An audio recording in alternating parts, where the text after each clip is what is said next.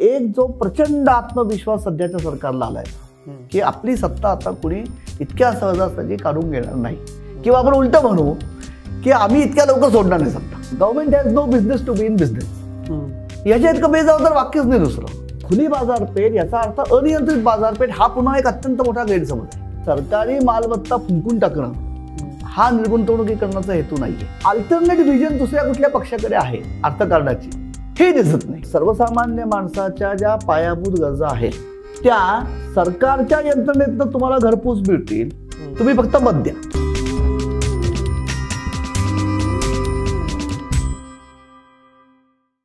Covid ही संधी मानून किंवा कोविड हे संकट आल्यामुळं इतका फंडामेंटल चेंज होणार आहे का म्हणून ते 25 वर्षाचं बजेट काय म्हणजे 25 वर्षाचं विजन ठेवून बजेट मांडलंय का, आणि खरंच 25 वर्षाचं बजेट मांडावं का, म्हणजे 25 वर्षाचं विजन मांडावं.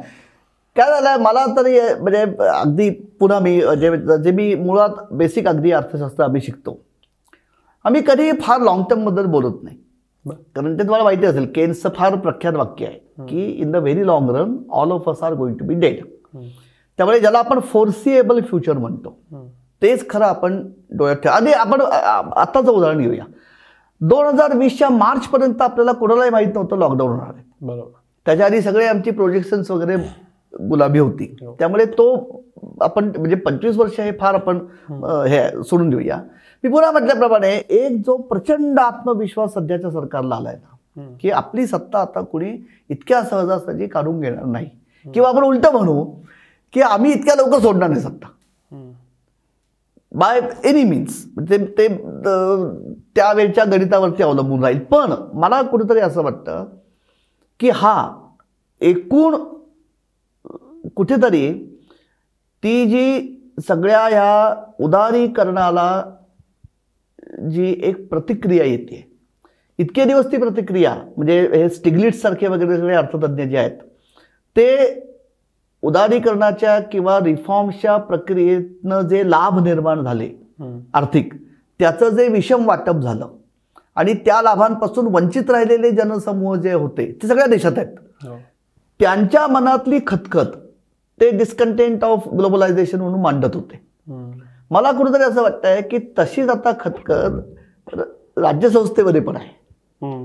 आणि म्हणून म्हणजे मी हा थोडा म्हणजे हा माझ्या दृष्टीने 2002-03 सालानंतर ही प्रक्रिया वेगवेगळ्या देशांमध्ये हळूहळू सुरू झालेली आहे की एकूण राज्यसंस्था चालवणारे जे घटक आहेत राजकीय पक्ष आणि त्यातल्या त्यात जे त्यातले पुन्हा बलशाली नेते आहेत आणि जो आपल्या जुन्या मराठी शब्द आहे विजिगीषू की ज्यांना सत्ता ती राबवायची आहे, या नेतृत्वाला ही कुठेतरी जाणीव होती की हा जो बॅलन्स आहे हा जर फार बाजारपेठेकडे झुकला तर आपल्याला कोण विचारेल, किंवा राज्यसंस्थेची जी हेजिमनी आपण म्हणतो ती कमी होईल का. आणि ही तसं आहे.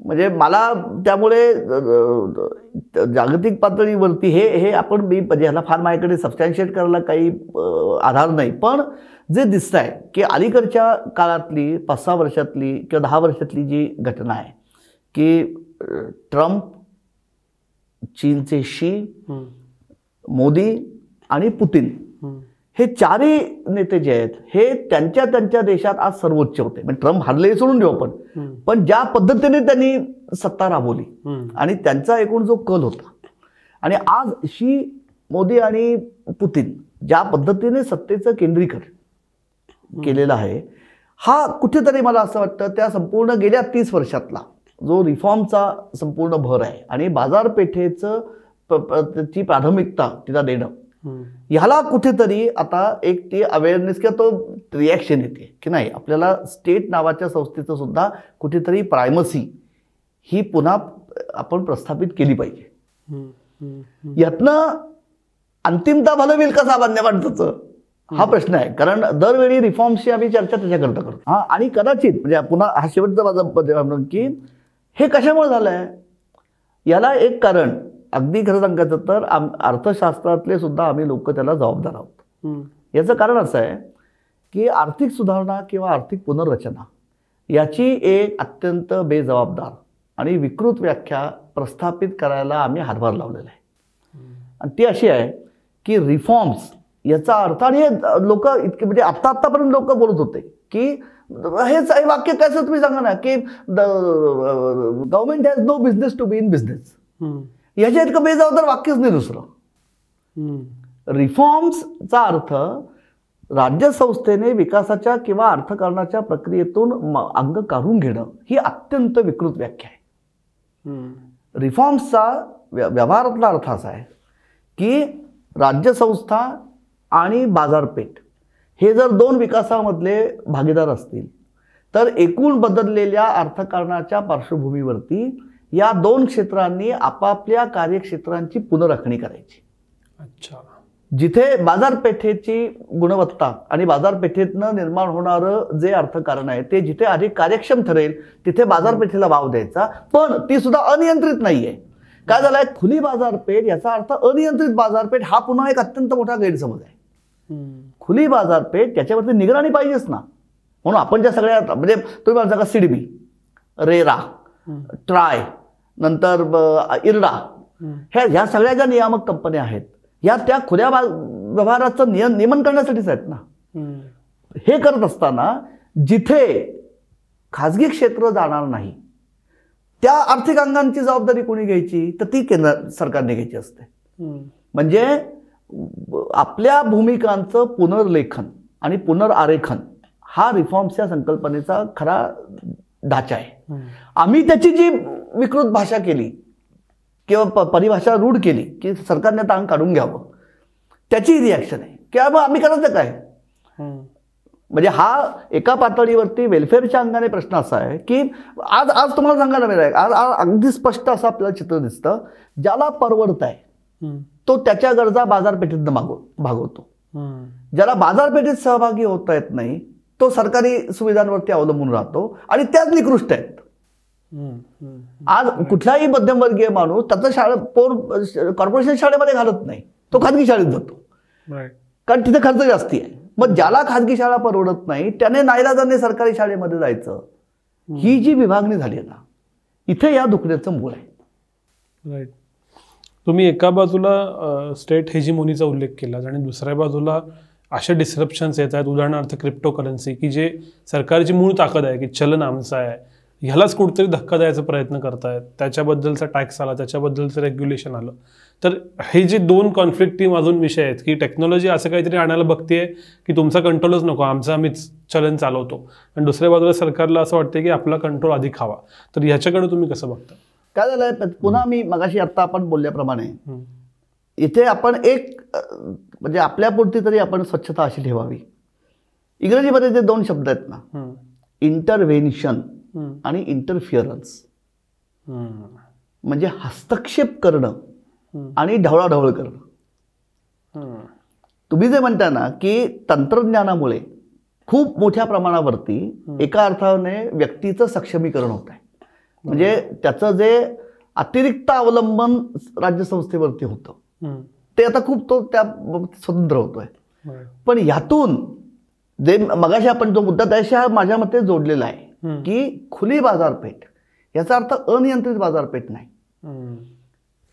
क्रिप्टोसारख्या ज्या आज चलन किंवा ते त्यातनं जे व्यवहार होतं की त्याचं कोणाला माहीतच नाही, याचा निर्माता कोण आहे, याचा नियामक कोण आहे, हा किती प्रमाणावरती याचं जगामध्ये अस्तित्व आहे. म्हणजे जी अधिकृत चलन व्यवस्था देशोदेशीची आहे त्याचा जो काही सगळा व्याप असेल त्याच्या तुलनेत हे आभासी चलन नेमकं किती आहे ह्याच्याबद्दल आपल्याला काही माहीत नाही, कोणालाच माहीत नाही. अशा वेळी ह्या चलनांमध्ये अशा व्यवहारांमधनं निर्माण होणाऱ्या लाभांच्या ज्या कथित गोष्टी असतात त्या ऐकून जर लोक त्याच्याकडे जायला लागले आणि त्या अज्ञानापायी ते जर फसायला लागले तर त्याच्यावर स्टेटचं कुठचं नियंत्रण पाहिजे ना. म्हणजे माझ्या दृष्टीने यावेळी ती जी एक महत्त्वाची गोष्ट आहे त्याच्याबद्दल अजून फार कोणाला स्पष्टता नाही आहे, कारण अर्थमंत्र्यांच्या विवेचनातच त्याचा कुठे भाग नव्हता की रिझर्व्ह बँक आता एक आभासी चलन करणार आणि आभासी व्यवहारांच्या मधनं कुठलाही डिजिटल ॲसेट म्हणजे अंकीय मालमत्ता जर तिचं हस्तांतरण झालं आणि हस्तांतरण झालं याचा अर्थ त्याच्यात कुठेतरी व्यवहार आहे, त्या व्यवहारात जो नफा होईल त्याच्यावर 30% कर हा जो आता प्रस्तावित केलेला आहे हा माझ्या अंदाने तुम्ही म्हणतात त्या भूमिकेचं हे द्योतन आहे. अच्छा. की ही संपूर्णपणे नवीन व्यवस्था आहे. कोणालाही त्याचा अजून नीट म्हणजे मलाही माहीत नाही की म्हणजे खरोखर हे आज आपण सगळे जे बोलतोय कारण आपले जे ह्या खात्याचे संबंधित जे सचिव आहेत केंद्रातले त्यांचं आजच एके ठिकाणी स्टेटमेंट आहे. त्यांनी असं म्हटलं आहे की आम्ही म्हणजे सरकारने या सगळ्या क्रिप्टो वगैरे हे जे आभासी चलन आहेत याचा अभ्यास सरकारने सुद्धा 2017 सालापासून नेटाने सुरू केला आहे. म्हणजे 4 वर्ष हे जे सगळं चाललं होतं त्यातनं पहिलं पाऊल आता हे ह्या रूपाने आलेलं आहे की कुठेतरी अशा पद्धतीचे व्यवहार करणाऱ्या लोकांचा वरती निगराणी आहे हे यातनं कळेल. त्यामुळे इथे हे माझ्या दृष्टीने हा योग्य हस्तक्षेप आहे. ही ढवळाढवळ नाही आहे की आम्हीच आभासी चलन तयार करू की जे रिझर्व्ह बँकेच्या माध्यमातून होईल आणि डिजिटल ट्रान्झॅक्शन्समधनं जो नफा मिळतो ट्रान्सफर्समधनं त्याच्यावर आम्ही टॅक्स बसू म्हणजे कुठेतरी ते टॅक्सच्या जाळ्यात येतील. हे मला असं वाटतं योग्य हस्तक्षेप आहे. असाच एक बदल शेवटच्या टप्प्याकडे येताना मला विचारावं वाटतं तुम्हाला की सगळ्या अपेक्षांचं आणि सगळ्या स्वप्नांचं रॅशनलायझेशन यावेळी केल्यासारखं वाटतं. म्हणजे डिसइन्व्हेस्टमेंट गेल्या वेळी 1.5 लाख कोटी होती. आकडा अपेक्षित यावेळी तो काहीतरी काही हजार कोटी आणून ठेवला आहे. रोजगार 2 कोटी म्हणालेली आहे ते 60 लाखावर आणून ठेवलंय. तर ही जी स्वप्न थोडी रॅशनल करायचा जो प्रकार झाला यावेळी त्याचं काय लॉजिक आहे? मला म्हणजे या 2 गोष्टी फक्त मी जरा वेगळ्या करतो बरं का. वेगळ्या एवढंच करतो कारण ती ठोस उदाहरणं आहेत. पण मला असं वाटतं कुठेतरी सरकारला हे भान येत आहे की विशेषतः निर्गुंतवणुकीकरणाच्या बाबतीमध्ये की मूळ निर्गुंतवणुकीकरणाचं जे रॅशनल आहे त्याच्याकडे आपण जातोय का असं मला वाटतं. ते तसं असेल तर ते सुचिन्ह आहे.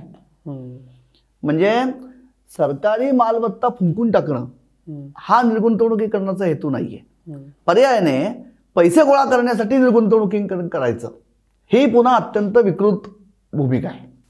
त्यामुळे मोठे आकडे जाहीर करायचे व्यवहारात ते होतच नाही आणि मग असं होतं. त्याच्यापेक्षा तुम्ही म्हणता असं की आपण रिअलिस्टिकली बघूया खरोखर किती पैसे येत आहेत आणि मुळामध्ये त्यातनं पैसे गोळा करायचा हा जो एक थोडा जे तर्कसंगत भाग जो आहे तो त्याच्यामध्ये एक दिसतोय. आणि दुसरं रोजगाराच्या बाबतीमध्ये कसं जाऊ का की एकूणच कुठेतरी मला असं वाटतं की हा म्हणजे एकूण अर्थमंत्र्यांच्या संपूर्ण भाषणाचा जर आपण टोन बघितला तर तो टोन असा दिसतोय की घाईघाईने आत्ता काही करण्याच्या मनस्थितीमध्ये सरकार नाहीये. की कुठेतरी 25 वर्ष फार झालं पण निदान आणखी एक टर्म तरी आपल्याला मिळेल. म्हणजे 5 वर्ष किंवा ही 2 धरून 7 वर्ष 7 वर्ष आपण आहोत. मग त्या 7 वर्षामध्ये आम्ही हे करणार आहोत. म्हणजे त्यांच्या इथल्या ज्या अनेक घोषणा आहेत ना त्या दिसत आहे की त्या 22-23 किंवा 23-24 मध्ये होणार नाही आहेत. पण होरायझन सरकारच्या डोळ्यासमोर 7 वर्षाचं असावं. म्हणजे विशेषतः 25,000 किलोमीटरने महामार्ग वाढवणं, 100 कार्गो स्टेशन्स तयार करणं, नंतर नवीन तंत्रज्ञानाने युक्त अशा 400 वंदे मातरम ट्रेन्स सुरू करणं, एक स्टेशन एक कमॉडिटी या पद्धतीने लॉजिस्टिक्स तयार करणं, ही सगळी जी विजन आहे ना ही विजन माझ्या दृष्टीने पुढच्या म्हणजे ते अमृतकाल होईल कधी मला माहीत नाही पण 5 वर्ष किंवा इथून 7 वर्ष. त्यामुळे तो जो रिअलिझम आला आहे ना तो रिअलिझम पुन्हा मला असं वाटतं त्या आत्मविश्वासाचा आहे की आपण आहोत सत्तेत. आणि आता म्हणून आपण आता 7 वर्ष 8 वर्ष सत्ता उपभोगल्यानंतर आता ह्या पद्धतीने गेमिक्स करून मतं मिळवायची किंवा सत्तेत यायची कदाचित आता गरज नाहीये. किंवा 2 अगदी वेगळ्या गोष्टी आहेत. म्हणजे अर्थकारणाच्या नियमानुसार किंवा जे पुन्हा म्हणजे तुमचं सुरुवात जी होती ती मला जास्ती अत्यंत म्हणजे उचित वाटली की पुस्तकातलं अर्थशास्त्र जेव्हा व्यवहारात उतरतं तेव्हा ते पॉलिटिकल इकॉनॉमीच असतं. त्यामुळे आपल्या राजकीय हेतूंच्या पूर्ततेसाठी जे पूरक अर्थकारण आहे ते धीमेपणाने राबवायचं. त्याच्यावरती निवडणुकीचं भवितव्य अवलंबून ठेवायचं नाही. निवडणूक आणि सत्ता मिळवण्यासाठी वेगळ्या मार्गांचा अवलंब करायचा. हे जे डिमार्केशन आहे मला असं वाटतं हा जो एक रिअलिझम आपल्याला वाटतोय तो कदाचित त्याचं एक ते बाय प्रॉडक्ट आहे. राईट. म्हणजे एकूण खूप वेगळ्या पद्धतीचं मला असं वाटतं यावेळचं म्हणजे राजकीय पार्श्वभूमी जी होती या बजेटला ती जास्ती वेगळी आहे. कारण कुठेही आणि अगदी दुसरा म्हणजे मी ह्या काही यातला तज्ज्ञ नाही, पण तो जो तिना फॅक्टर आपण म्हणतो ना तो मला आहे का नाही मला माहित नाही, पण अल्टरनेट व्हिजन दुसऱ्या कुठल्या पक्षाकडे आहे अर्थकारणाची हे दिसत नाही. म्हणजे ही बरोबर आहे का, तर शेवटी असं आहे की ते कन्स्ट्रेंट मॅक्सिमायझेशन आहे की गिव्हन दिस पॅरामीटर्स त्यातल्या त्यात व्यवहार्य हे आहे ते आम्ही करतोय असं प्रोजेक्शन तरी ह्या अर्थसंकल्पातून झालेलं आहे. फक्त मी म्हटल्याप्रमाणे जो शेवटचा हा येतोय की हे सगळं खूप आता स्टेट लेड झालेलं आहे. बरोबर. म्हणजे गुंतवणुकीच्या बाबतीत, प्रशासनाच्या बाबतीत, राज्यांना एकत्र आणण्याच्या बाबतीमध्ये किंवा ज्या पद्धतीने संपूर्ण माहितीचं संकलन किंवा डेटा ओरिएंटेशन म्हणजे हा जो एक मुद्दा त्याच्यात महत्त्वाचा फक्त मानून आपण थांबू की सगळ्या राज्य सरकारांनी त्यांच्या क्षेत्रामध्ये असणाऱ्या जेवढ्या जमिनी आहेत त्या प्रत्येक लँड पार्सलला एक युनिक आयडेंटिफिकेशन नंबर द्यावा. याच्यासाठी राज्यांना प्रवृत्त करून तसा एक सेंट्रल डेटाबेस आम्ही तयार करतोय आणि त्याच्यासाठी राज्यांना आवाहन करून ऑन बोर्ड राज्य त्याच्याकरता यावीत असं एक अत्यंत महत्त्वाचं स्टेटमेंट त्याच्यामध्ये आहे. ही सगळी जी दिशा आहे ना ती दिशा किंवा राज्यांना मदत करण्यासाठी म्हणजे कॅपिटल एक्सपेंडिचरसाठी गेल्या वर्षी 10,000 कोटीची तरतूद होती ती 15,000 कोटीवरती केली आहे. राज्यांना आणखी खर्चासाठी आपत्कालीन जर मदत हवी असेल तर ती कर्जाची तरतूद 1,00,000 कोटीवरती वाढवलेली आहे. ही सगळी जी काय म्हणून धोरणं आहेत ही धोरणं संघराज्यात्मक पद्धतीमध्ये राज्यांना सुद्धा आम्ही झुकतं माप देतोय किंवा राज्यांना आम्ही आमच्या बरोबर संवादात ठेवतोय, पण तो संवाद सुद्धा आम्ही सांगू त्या पद्धतीने व्हायला हवा. असं होत आहे का? म्हणजे एक जी होती की संघराज्यामध्ये केंद्र हे बळकटच पाहिजे त्या मानसिकतेमधनं ही जडणघडण होते का असं एक मला फक्त वाटलं. कारण संपूर्ण टोन जो आहे आणि अगदी शेवटचा मुद्दा म्हणजे की त्यामुळे तुम्ही बघा बजेटमध्ये कुठेही अर्थसंकल्प हा डिटेलिंग नाहीये बघा. म्हणजे मी फक्त बारकाईने अत्यंत बघितलं हे भाषण खूप वर्बोज आहे. वर्बोज इन द सेन्स आकडेवारी फार नाहीये कुठेही आकडेवारी नाहीये. नाहीतर याच्यापूर्वीची आता इतके वर्ष आपण जे बजेट ऐकतोय पेरणी असायची आकडेवारीची, याच्यात कुठेही फार आकडेवारी नाहीये. आम्ही हे करणार आहोत त्याच्यासाठी योग्य पद्धतीने पैसा उभा केला जाईल, त्याच्यासाठी पैसा उभा करण्याचे मार्ग शोधतायत, त्याच्याकरता कमिटी स्थापन केलेली आहे. ह्या पद्धतीची सगळी जी मांडणी आहे ना त्यातनं हे एक वेगळ्या पद्धतीचं मानसिकता इथे तयार होतीये असं मला फार वाटलं यावेळचं बजेट ऐकल्यानंतर आणि त्याचं टेक्स्ट वाचल्यानंतर. हा खूप टँजंट प्रश्न आहे पण मला तुमच्या सगळ्या उत्तरातनं जो सुचला आणि तो विचारल्याशिवाय मी थांबणार नाही. तो असा आहे की ह्या सगळ्याला एक तिसरी पार्श्वभूमी ज्याला मोदीनॉमिक्स म्हणतात की ज्यामध्ये आलं जनधन आधार मोबाईल, मग उज्ज्वला योजना आली, आत्ता असं म्हणतात की नल से जल इज उज्ज्वला योजना ऑफ मोदी 2.0.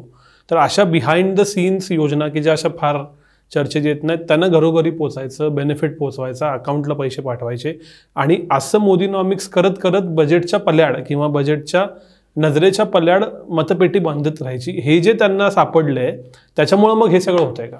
निश्चित होत असेल. म्हणजे मी तुम्हाला म्हणतोय तुमचा हा मुद्दा अत्यंत महत्त्वाचा आहे आणि मला असं वाटतं की म्हणजे कदाचित ही एक वेगळ्या प्रकारची बाजारपेठीय व्यवस्था निवडणुकीच्या प्रांगणात आपण आणतोय का.